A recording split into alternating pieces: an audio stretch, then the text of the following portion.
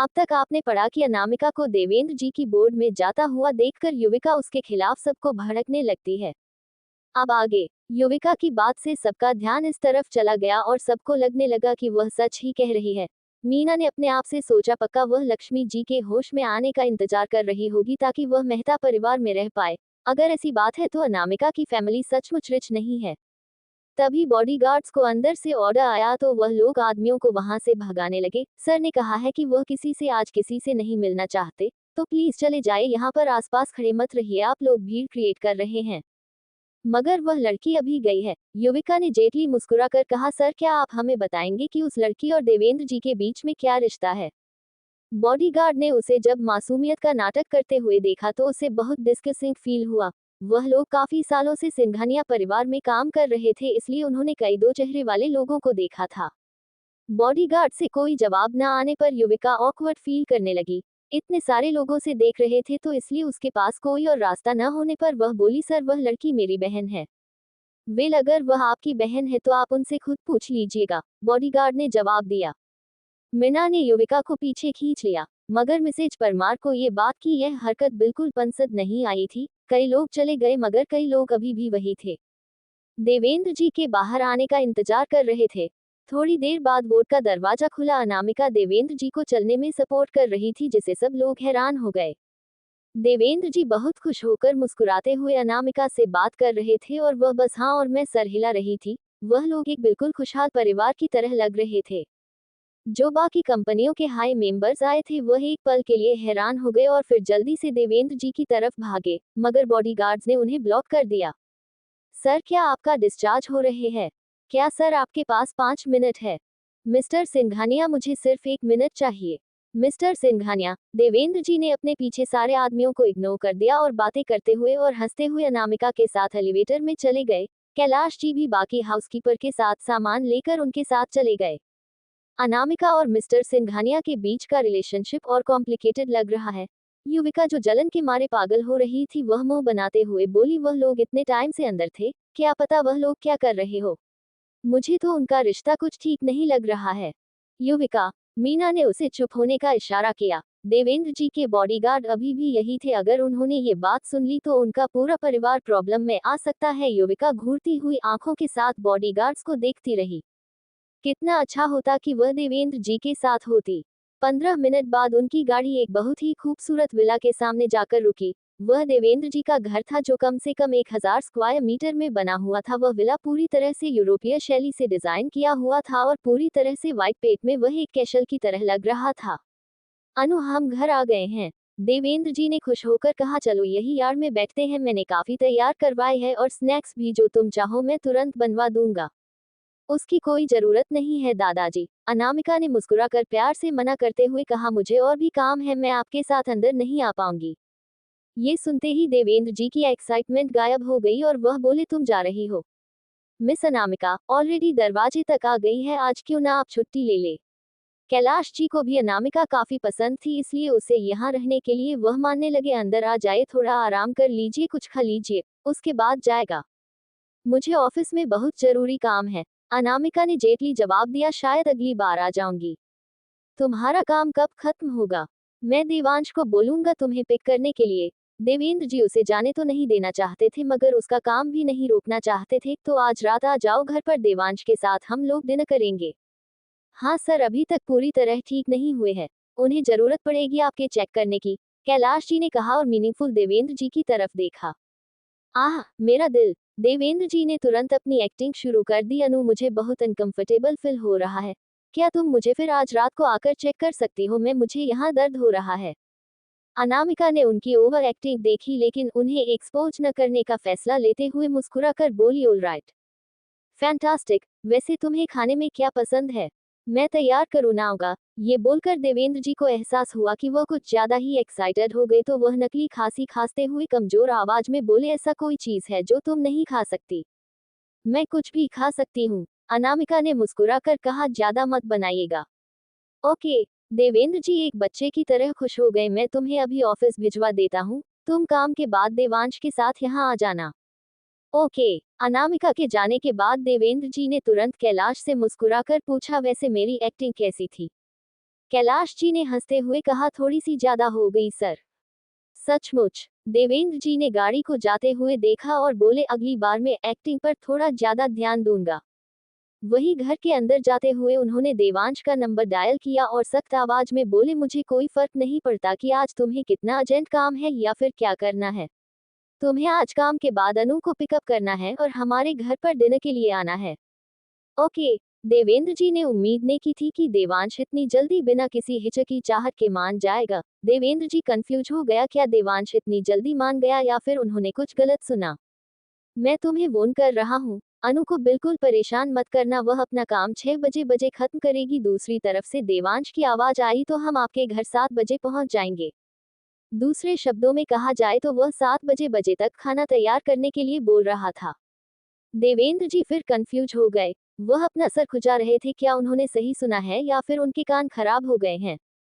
और जहां तक बात रही डेजर्ट की, देवांश जिसे लगता था कि वह अनामिका का टेस्ट बहुत अच्छे से जान गया है, बोला, वह चॉकलेट ज्यादा पसंद नहीं कर सकती, इसलिए शायद आप दूसरे फ्लावर्स में जैसे स्ट्रॉबेरी डेजर्ट बनाइएगा।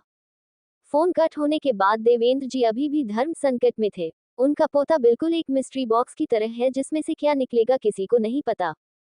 कैलाश जी ने देवेंद्र जी के कंफ्यूजन को कुछ गलत समझ लिया और उन्होंने आगे आते हुए कहा, सर, मैंने नोटिस किया है कि यंग मास्टर और मिस अनामिका का रिश्ता कछुए की चाल से चल रहा है। क्या हमें तेजी से उसे आगे बढ़ाने के लिए कुछ करना चाहिए?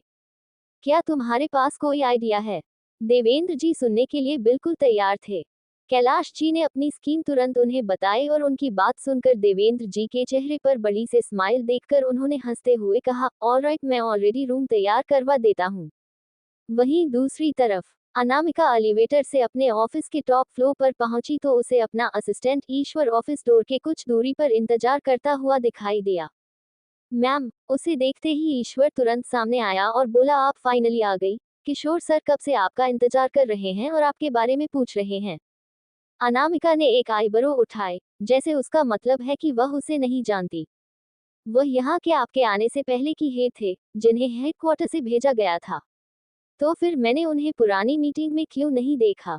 ईश्वर ने हिचकिचाते हुए कहा, वह कभी ज्यादा ऑफिस नहीं आते हैं, आउटसाइड मीटिंग करते हैं। एग्जैक्टली नहीं। अनामिका तुरंत सारी बात समझ गई और बोली, उन्हें बुलाए।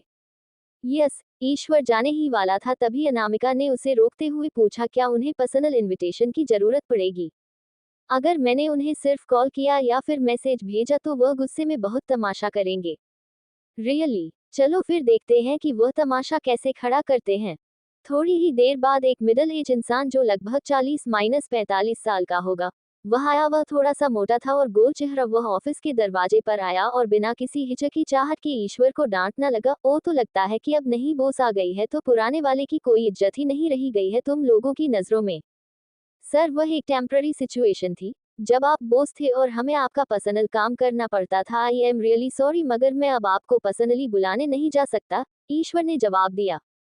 ये जो नहीं है अभी अभी आसमान सेटअप की है, किसे पता कि वह कितने दिनों तक यहाँ रहने वाली है और तुम लोग अभी से ही उसके बल पर उछलने लगे हो। देखते हैं उसके जाने के बाद क्या होगा। ऑफ कोर्स नहीं सर, ईश्वर ने काफी रिस्पेक्टफुली कहा, आप अंदर जाइए, मैम ऑलरेडी अंदर ही है। किशोर ने उसे ठंडी नजरों से देखा और फिर ऑफिस चेयर पर बैठी लड़की को काफी इंटरेस्ट से देखने लगा। वह काफी अट्रैक्टिव थी, मगर उसके लुक से लग रहा था कि वह उसे नीचा देख रही है। मैंने अफवाहें सुनी है कि कोई नया हेड आया है, लेकिन मैं ये देखकर बहुत हैरान हुआ कि तुम कितनी यंग हो। किशोर तुरंत कुर्सी पर बैठते हुए कहा, जहां तक मुझे पता है तुम्हें हेडक्वार्टर से भेजा गया है, लेकिन मुझे तो याद नहीं आ रहा है कि मैं तुम्हें वहां काम करते हुए देखा था। जब मैं वहां था तो मिस्टर किशोर, हेडक्वार्टर में 4 से 5 हजार इंसान काम करते हैं, क्या आप उन सब से मिले हैं? एग्जैक्टली नहीं, मगर मैंने कभी तुम जैसे यंग और अट्रैक्टिव लड़की को इस पोजीशन पर पहले बैठे हुए नहीं देखा है। वैसे हेडक्वार्टर में से किसने तुम्हें भेजा है? आगे कहानी में क्या हो गया जानने के लिए पढ़ते रहिए और कमेंट और लाइक जरूर कीजिए। अब तक आपने पढ़ा कि अनामिका कंपनी वापस आती है तो किशोर उससे मिलता है। अब आगे तो क्या इस बात की रिपोर्ट मुझे तुम्हें देनी होगी? अनामिका ने हल्की मुस्कुराहट के साथ कहा, मैंने सुना है कि तुम अक्सर कंपनी नहीं आते, क्या मैं एक हेड होने के नाते तुमसे पूछ सकती हूँ इस बारे में? किशोर ने अनामिका की तरफ देखकर डेविल स्माइल के साथ कहा, अगर कंपनी के हर एक सिंगल चीज को मुझे पर्सनली हैंडल करना होता तब तक तो मैं मर चुका होता। मिस कपूर, आप अभी अभी इस कंपनी के पोजीशन पर आई है, इसलिए आपको पता चल जाएगा धीरे धीरे कि क्या और कैसे करना होता है। तो फिर जब तुम कंपनी में नहीं होते हैं तो उज्जवली होते कहाँ हो? अनामिका ने पूछा। दूसरी कंपनियों के साथ डील करना, सप्लाई के साथ मीटिंग। मिस कपूर, क्या आप ये चीजें भी संभालेंगी? किशोर बोला। ऑफ कोर्स, अनामिका मुस्कुरा कर बोली, मुझे हर एक चीज डिटेल में पता होनी चाहिए, वरना मेरे बॉस होने का फायदा क्या? किशोर ने हंसते हुए कहा, इसका मतलब आप मुझसे ये कहना चाहती हैं कि मुझे हर रोज ऑफिस आना होगा? न सिर्फ तुम्हें बल्कि सारे एम्प्लॉयज को उनके वॉकिंग हॉर्स के दौरान यहाँ आना होगा। अनामिका मुस्कुरा कर कहा। किशोर ने अपने सामने बैठी लड़की को देखा और तेजी से हंसने लगा। मिस कपूर, आप कंपनी की नहीं हेड है, इसलिए मैं आपकी बात जरूर सुनूंगा। अगर और कोई बात नहीं है तो अपने ऑफिस जाए, अनामिका बोली। डोंट ती वरी, अभी से मैं हर दिन कंपनी आऊंगा और अच्छे से हैंडल करूंगा, किशोर बोला। उसकी लास्ट वाली बात पर उसने कुछ ज्यादा ही जोर दिया था, जैसे वह उसके मतलब कुछ और हो, लेकिन अनामिका ने वह मतलब समझ ली और हंसते हुए बोली, दूसरों से ज्यादा आपको खुद का ख्याल रखने की जरूरत है। उसकी बात सुनकर किशोर खड़ा हुआ और जाने लगा। अनामिका ने उसे जाते हुए देखा तो बोली, हाँ, मैं एक बात आपको बताना भूल गई। किशोर तुरंत रुक गया। अनामिका क्लियरली बोली, सिर्फ मैं अपनी एम्प्लॉयज को ऑर्डर दे सकती हूँ, कोई और नहीं। ये सुनकर किशोर ने दरवाजे पर खड़े ईश्वर की तरफ देखा। क्या आपको समझ में आ गया मिस्टर किशोर? अनामिका ने पूछा। समझ गया मैं, इतना बोलकर किशोर गुस्से में बाहर चला गया। ईश्वर हैरानी से ऑफिस में बैठी अपनी नई बॉस को देख रहा था। क्या करूं, वह उसकी छोटी सी बॉस ने उसे प्रोटेक्ट किया। वहीं दूसरी तरफ देवेंद्र जी के घर पर देवेंद्र जी ने गार्डन में फूलों और पौधों को देखा और फिर गार्डनर के हाथ से टूल लेते हुए बोले, मैं खुद ट्रिमिंग कर दूंगा। सर बी केयरफुल, आप अभी तक ठीक नहीं हुए हैं। बटलर ने जल्दी से कहा, आपको कौन सा सेब चाहिए? आपको बस मुझे बता दीजिए। मुझे बस कुछ क्यूट दिखने वाले पौधे चाहिए, देवेंद्र जी बोले। क्यूट? बटलर को लगा कि उसने कुछ गलत सुन लिया है और बाकियों को दिखा। देवेंद्र जी खुद अपनी फेवरेट पौधों को ट्रिम करने लगे। थोड़ी देर बाद भी जब उन्हें कुछ परफेक्ट नहीं लगा तो फिर काम शुरू किया और उसके बाद उन्होंने कहा, अब कैसा दिख रहा है? सर, क्या आपने अभी अभी अपने फेवरेट प्लांट को एक रैबिट की शेप में ट्रिम कर दिया है? वह बटलर बोला। तब उसे रियलाइज हुआ, क्या यह उनकी छोटी मैडम के लिए है जो आज रात आने वाली है? देवेंद्र जी ने पैसे ट्रिमिंग शुरू की और आखिर में जो निकल कर आया उसे वह काफी खुश हुए। अनामिका को ये जगह पसंद है, इसलिए उन्होंने बाकी गार्डनर से कहकर बाकी प्लांट्स भी कैट शेप में बनवा दिए और पूरे विल को क्लीन और डेकोरेट करवा दिया। जैसे आज रात जो मेहमान है वह उनकी पोता बहू नहीं बल्कि कोई बहुत बड़ी सेलिब्रिटी हो। सर, मिस नताशा आई है, अचानक से एक मेड ने आकर कहा, क्या आप चाहते हैं कि मैं उन्हें अंदर ले आए? वह यहाँ क्यों आई है? कैलाश ने सोचा और देवेंद्र जी की तरफ देखा। देवेंद्र जी आराम करने वाले थे। उन्होंने सोफे पर बैठते हुए कहा, उसे अंदर आने दो और कुछ स्नैक्स भी ले आओ। नताशा मैथ्स के साथ साथ देवेंद्र जी के पास पहुंची और उसकी आंखों से आंसू बहने लगे। दादाजी, उन्हें देखते ही उसने रोते हुए कहा, मैं बहुत खुश हूँ कि आप बिल्कुल ठीक है, मगर मुझे गिल्टी फील हो रहा है। रो क्यों रही हो तुम? देवेंद्र जी ने पूछा। पिछली बार मैंने गड़बड़ कर दी थी। मैं आपको ठीक होते हुए देखना चाहती थी, मगर मुझे रियलाइज ही नहीं हुआ कि जो दवाई मैंने आपको दी वह खराब थी। नताशा को बहुत शर्मा रही थी। आपको मेरी वजह से इतना कुछ नहीं सहना पड़ा, लेकिन अब मैं खुश हूँ कि आप ठीक हो गए। देवेंद्र जी ने हंसते हुए कहा, जो बीत गया सो बीत गया, उसे बारे में बात नहीं करते हैं। एक्चुअली दवाई में कुछ गड़बड़ नहीं थी, बल्कि उनकी बॉडी कमजोर थी। ये बात देवेंद्र जी जानते थे, मगर वह ये सब नताशा को नहीं बताना चाहते थे। थोड़ी देर बाद सेफ ने देवेंद्र जी को एक मेनू दिया रिव्यू के लिए। अच्छा है, अच्छा है, देवेंद्र जी ने ऊपर से नीचे तक देखते हुए पूछा, क्या तुमने डेजर्ट में चॉकलेट पाउडर डाल रहा है? तो उसे अलग कर दो, अनामिका को पसंद नहीं, उसे स्ट्रॉबेरी फ्लेवर में बनाना। ये सुनकर नताशा ने सोचा, अनामिका, क्या वह यहाँ डिनर के लिए आ रही है? इम्पॉसिबल, और देवेंद्र जी को उसका टेस्ट इतने अच्छे से कैसे पता? कुछ फ्रूट्स भी तैयार कर लेना और उन्हें क्यूट शॉप में कट करना। देवेंद्र जी ने मेनू वापस करते हुए कहा, अभी के लिए इतना ही, जाओ और जाकर तैयार करो। नताशा ने एक नकली मुस्कुराहट के साथ पूछा, दादाजी, क्या आपके घर पर कोई स्पेशल गेस्ट आने वाले हैं? आज मैंने नोटिस किया कि कई सारे लोग घर के साथ सफाई कर रहे हैं। तुम्हारी बहन आने वाली है, मैंने उसे डिनर के लिए इनवाइट किया है। देवेंद्र जी ने खुश होकर कहा, मैंने तो ऐसी अनएक्सपेक्टेड चीज होती हुई कभी इमेजिन भी नहीं की थी। वह आखिर में दिव्यांश की फियांसे बन गई। नताशा, तुम्हारी और देवांश की किस्मत एक साथ नहीं थी, इसलिए तुम हमारे परिवार की बहू नहीं बन सकती। मेरे पास दीदी जितनी अच्छी किस्मत नहीं है। नताशा को बहुत गुस्सा आ रहा था। अनामिका, हमेशा अनामिका, सब कुछ अनामिका के आने के बाद उसी का होता जा रहा है। तुम बहुत अच्छी बच्ची हो, तुम्हें पक्का एक अच्छा फैमिली मिलेगी और तुम एक अच्छे लड़के से शादी कर पाओगी। लेट हो रहा है, मुझे दूसरी प्रिपरेशन करनी है। देवेंद्र जी बोले। उन्होंने टाइम देखा, अनामिका यहाँ पर आता ही होगी। उन्हें अनामिका के आने का बहुत इंतजार था। वह सबसे बोले, अनामिका पहली बार यहाँ आ रही है, उसके ऊपर बुरा इंप्रेशन नहीं पड़ना चाहिए। इतना कहकर वह जाने ही वाले थे, तभी नताशा पीछे से बोली, दादाजी कोई और काम है? देवेंद्र जी ने मुस्कुराकर उसे देखा। मैंने पियानो कंपटीशन में फर्स्ट प्राइज जीता है, मैं आपके लिए पियानो बजाना चाहती थी। नताशा उन्हें बताना चाहती थी कि वह अनामिका से ज्यादा टैलेंटेड है, लेकिन रविंद्र जी को कोई फर्क नहीं पड़ा। उन्होंने मुस्कुराकर कहा, क्या किसी और दिन हो सकता है ये सब? तो नताशा फिर बोली, क्या मैं अभी नहीं बजा सकती? अगर आप जल्दी में नहीं है तो आपको तो म्यूजिक की कितनी नॉलेज है, आप वह सुनकर मेरी परफॉर्मेंस में जो गलती हो उसे सुधारने में मदद कर सकते हैं ना। नताशा बोल तो गई, मगर वह शोक में थी। क्या वह चाहते हैं कि अनामिका के आने से पहले वह यहाँ से चली जाए? क्या उन्हें लगता है क्या अनामिका उसे यहाँ देखकर खुश नहीं होगी? क्या वह सचमुच गांव की गवार को इतना लाइक करते हैं? लेकिन नताशा और कुछ बोल पाती, उससे पहले ही देवेंद्र जी बोले, कैलाश थोड़ी देर नताशा के साथ ही रहो, मुझे वहाँ कुछ चेक करना है। ऑलराइट। कैलाश समझ गए कि देवेंद्र जी को यहाँ नहीं रहना है, इसलिए उन्होंने रिस्पेक्टफुली उन्हें जाने दिया। उनके एटीट्यूड काफी बदल गया था। नताशा भी नहीं जानती थी कि अनामिक के मिलने के बाद देवेंद्र जी का एटीट्यूड 180 डिग्री टर्न ले लेगा। देवेंद्र जी ने कैलाश को अपनी जगह पर नताशा के साथ छोड़ा था, जिसका साथ मतलब था कि वह उसे यहाँ आसपास नहीं रखना चाहते हैं। उसका गुस्सा सातवें आसमान पर था। अनामिका, वह घटिया गांव की गवार, वह कैसे देवेंद्र जी का दिल जीत सकती है? क्या है उसका सीक्रेट? उसने इतनी कम टाइम में उनका अप्रूवल कैसे ले लिया? अब जब दादाजी ने बिजी है तो मैं किसी और दिन आऊंगी। नताशा ने अपने लाए हुए गिफ्ट वही छोड़ते हुए कहा, प्लीज कैलाश, आप ये दादाजी को दे दीजिएगा। डॉक्टर ने कहा है कि वह कोई और टॉनिक्स नहीं ले सकते, शायद ये चीजें वह इस्तेमाल नहीं कर पाएंगे। कैलाश जी ने रिस्पेक्टफुली जवाब दिया, मिस नताशा प्लीज इन्हें अपने साथ वापस लीजिए अपने घर। मिस नताशा का सामान उनकी गाड़ी में रख दो। कैलाश जी जानते थे कि वह यहाँ क्यों आई थी। वह अभी भी उनकी यंग मास्टर को पसंद करती है और वह परिवार की बहू बनना चाहती है, लेकिन उसकी बदकिस्मती यह है कि उनके यंग मास्टर को सिर्फ अनामिका ही पसंद है और उनके बॉस भी अनामिका को अपनी बहू के तौर पर एक्सेप्ट कर चुके हैं। वह फिर भी इस परिवार में शामिल होने के सपने देख रही है, वह सिर्फ सपना ही होगा। वहीं दूसरी तरफ अनामिका ने अपने काम खत्म किया और अपनी मॉम को कॉल किया, मॉम मेरे लिए खाना मत बनाइएगा और ना ही इंतजार कीजिएगा। वह क्यों नहीं आएगी यह बात वह एक्सप्लेन कर पाती है, उससे पहले ही सीता जी ने खुश होकर कहा, मैं जानती हूँ देवेंद्र अंकल ने मुझे कॉल किया था, वह आज डिस्चार्ज हो रहा है तो और चाहते हैं कि तुम्ही के साथ डिनर करो।